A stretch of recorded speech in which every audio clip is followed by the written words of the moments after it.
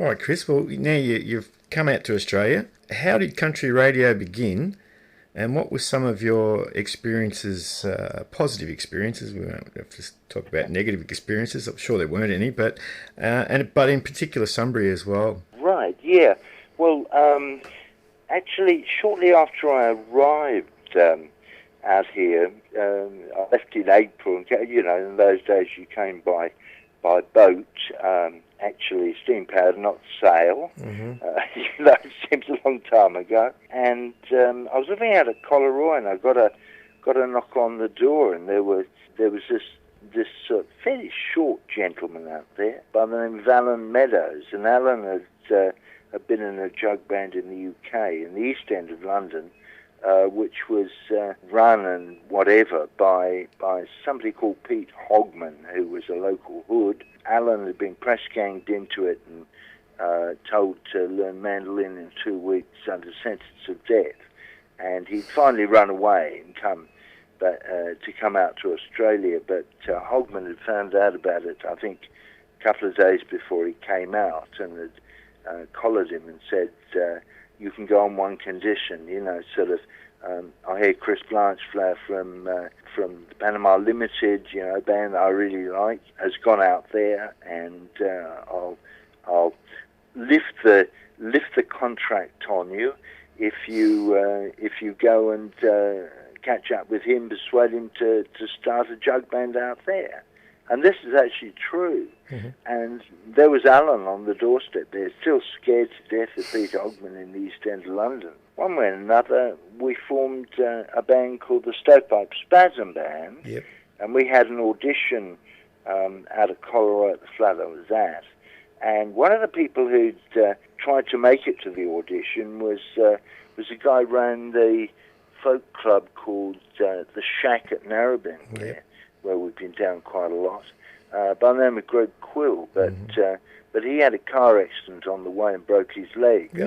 And by the time he got out of hospital with his leg in plaster, the band already was set up with a guitar player and everything, so he'd missed out. But he won a songwriting contest which was sponsored by EMI, and the major prize was, I think, 3 hours of recording time and a single at EMI.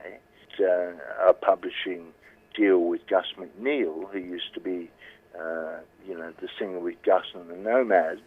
Greg was kind of nervous because he never recorded before, and he asked me if I'd come along and just play on the record.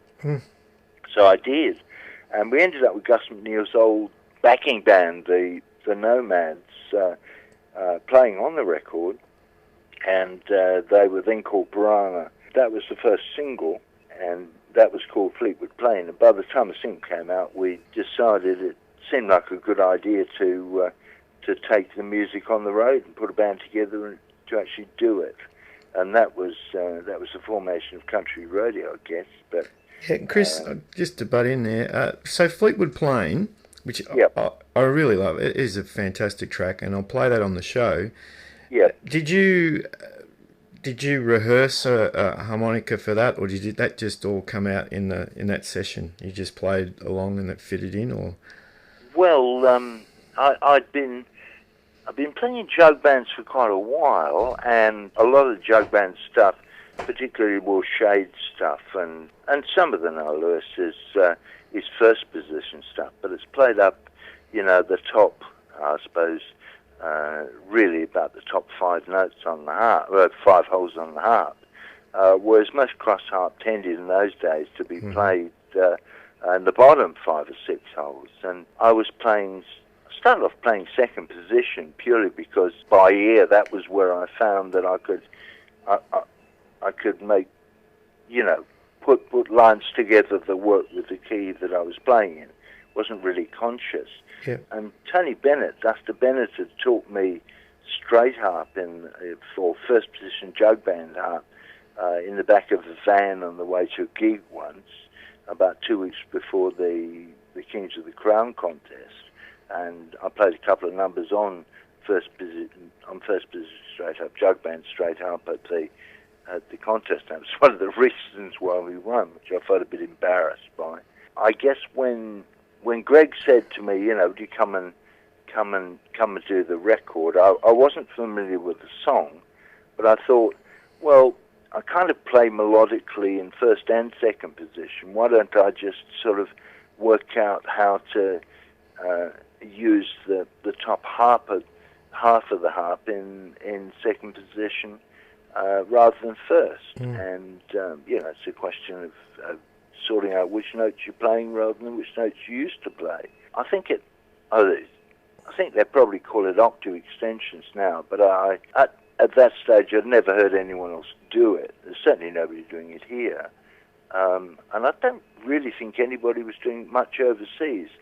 But that was the way I sort of was able to get some lines that worked well, and also work on getting a tone up the top there that was melodic.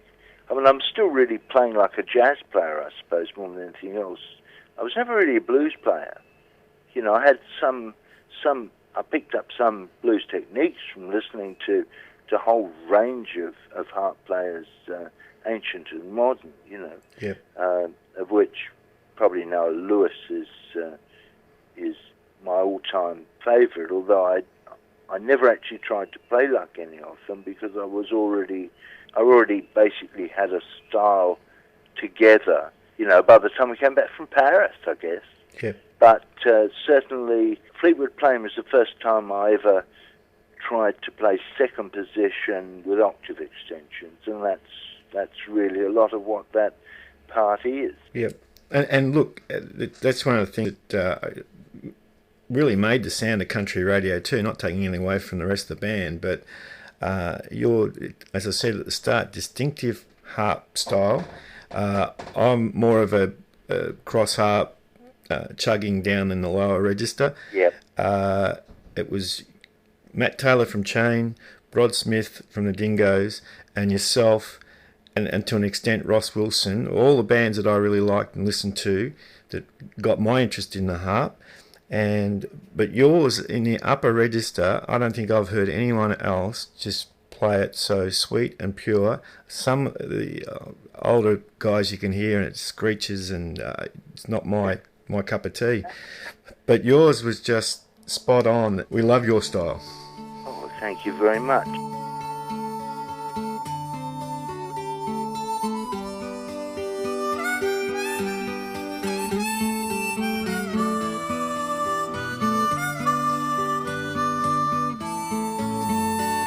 I stumbled through the hills for the first 3 days and nights, following the road, but keeping out of sight, till the clouds began to gather, and the storm, it blew me down to seek a bed and conversation somewhere in the town.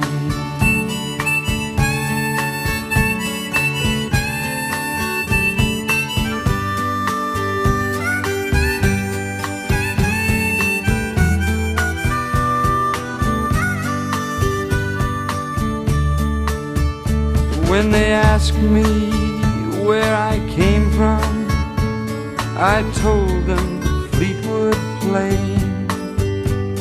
They turned back to the fire, and I turned to face the rain.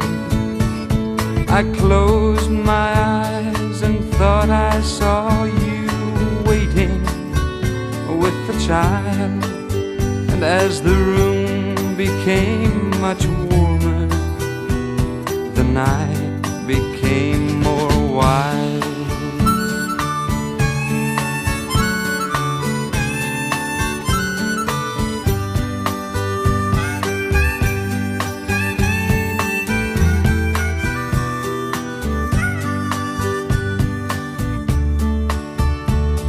If I could find my way, I might make it to the sea. My tracks are washed away, and no one can follow me. but somehow the road seems harder than the hills from where I came. And 1,000 miles mean nothing when I think